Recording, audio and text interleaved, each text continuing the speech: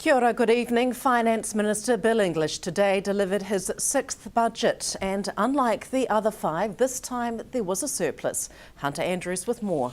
Today, Mr English confirmed there would be a surplus of $372 million, which he forecast to reach $3.5 billion in 2018.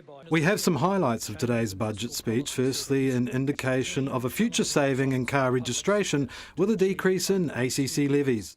Budget 2014 indicates ACC is on track to provide a further levy reduction of around $480 million in 2015-16.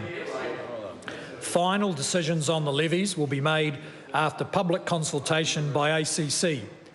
Depending on the outcome of this consultation, the average levy for a private motor vehicle will fall by around $130 a year from 1 July 2015. The budget also touched on environmental issues with funds set aside for the preservation of the nation's threatened kauri forests. Budget 2014 provides an additional $20 million over 4 years for environmental initiatives and to help the management of our natural environment. This includes $12 million to help local councils and communities improve the way they plan and make decisions about managing fresh water.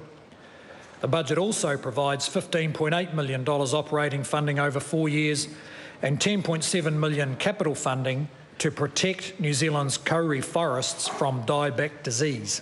Duties and tariffs will be temporarily cut on building materials. A Productivity Commission inquiry into housing affordability found building materials for a typical modest family home in New Zealand are 30% higher than in Australia.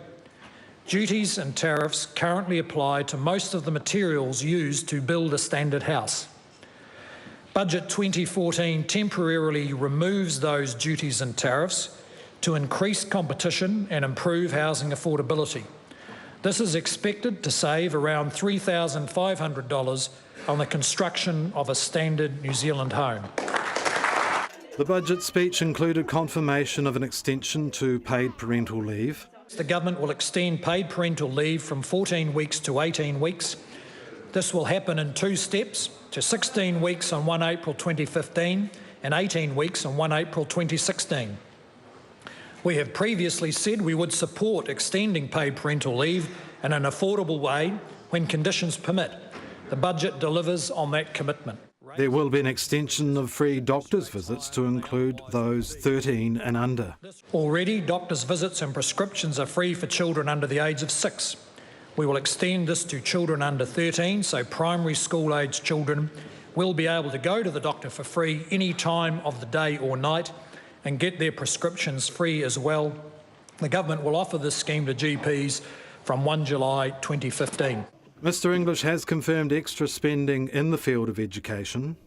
In Budget 2014, education receives an additional $858 million over the next 4 years and the remainder of this year to lift the achievement of New Zealand students, to strengthen the teaching profession and meet funding pressures. Of this, $359 million is to recognise excellent teachers and principals, keep good teachers in the classroom and share expertise across schools. As the Prime Minister announced earlier this year, school operational grants will increase by $85 million and, as I mentioned, early childhood education services get a $156 million increase. The budget also provides $111 million of operating funding for school property development and maintenance. Another sector to receive a large increase in expenditure is defence. The government, Mr Speaker, the government is committed to strengthening the New Zealand Defence Force so it can meet its domestic and international humanitarian aid and military commitments. As previously announced, Budget 2014 provides $535 million in operating funding for the Defence Force over the next 4 years. We'll look at Budget 2014 from a Southland perspective in tomorrow's bulletin. Hunter Andrews, South Today News.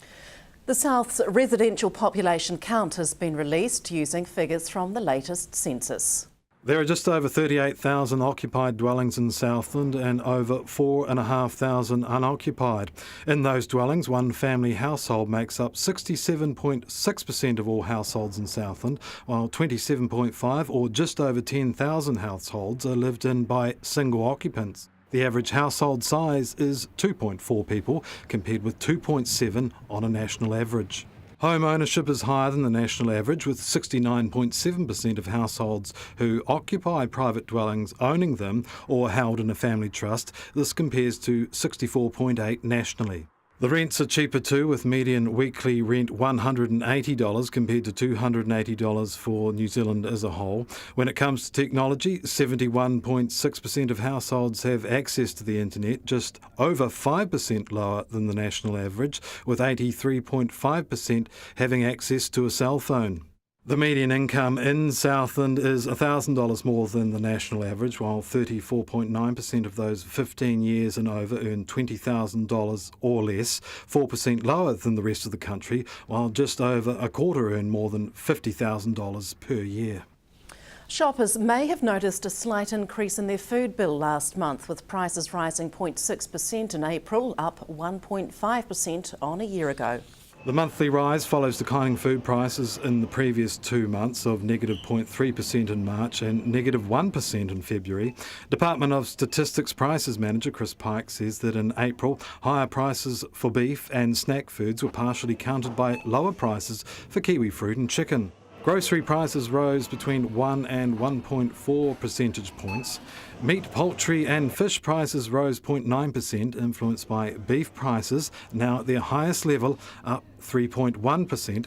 This rise partially offset by lower prices for chicken, down 2.9%, and lamb, down almost 4%. Fruit and vegetable prices rose 0.4% in April.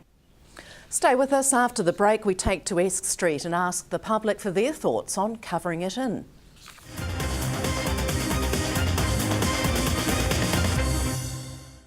Welcome back. As reported yesterday, the inner city upgrade is set to get underway in the centre of Esk Street later this year.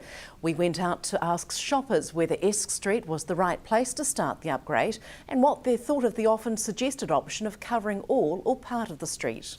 It probably is going to make it a bit difficult for the retail shops. While the work's going. While the work's going, yeah. But this is where people generally hang out, so not a bad place to start.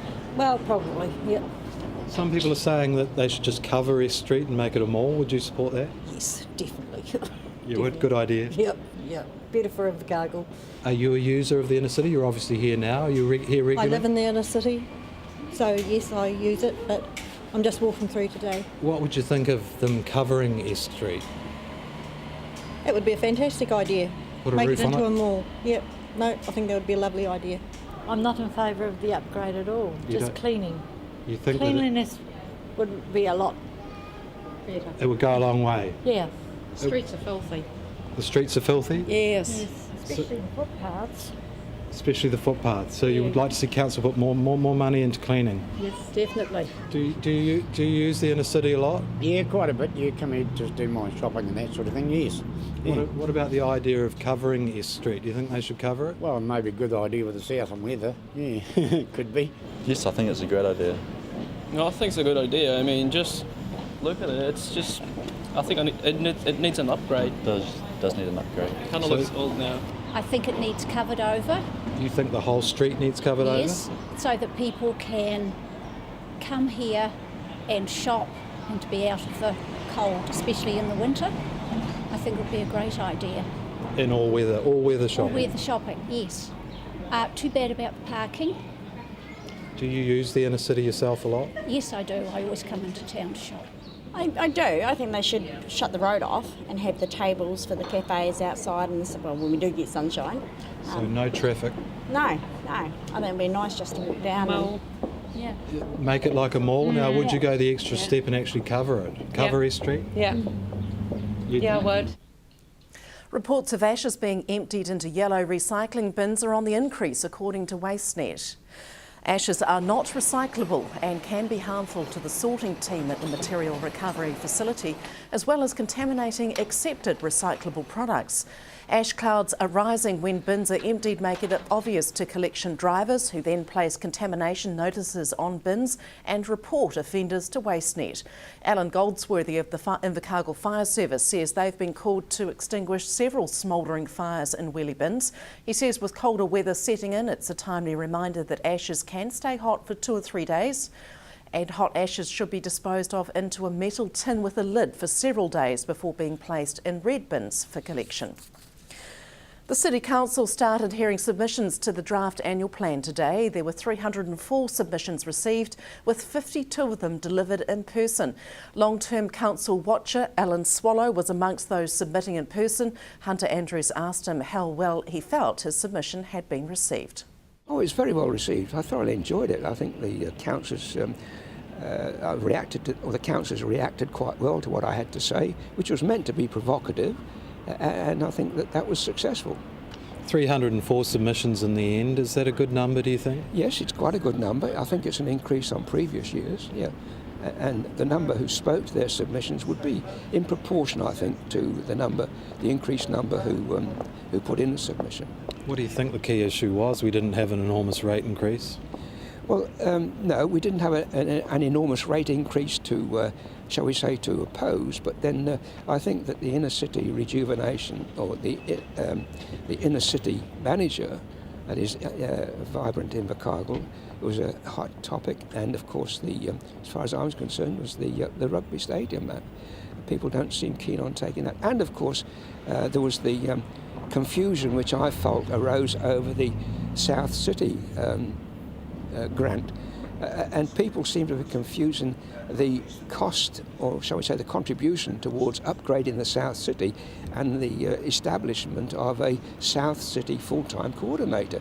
That was the issue, whether people were prepared to contribute to the cost of employing a coordinator, when in actual fact a lot of people seem to have thought that it was the funding to improve the South City, which is, as far as I know, a contestable fund of about $300,000, which is available to people in Bluff, people in Glengarry, and the people in South City to apply for, and the people in Windsor, of course. Yeah, it's the Urban Renewal Fund where that money comes from.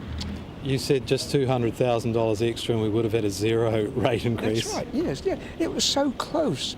You know, $200,000. That's what the difference between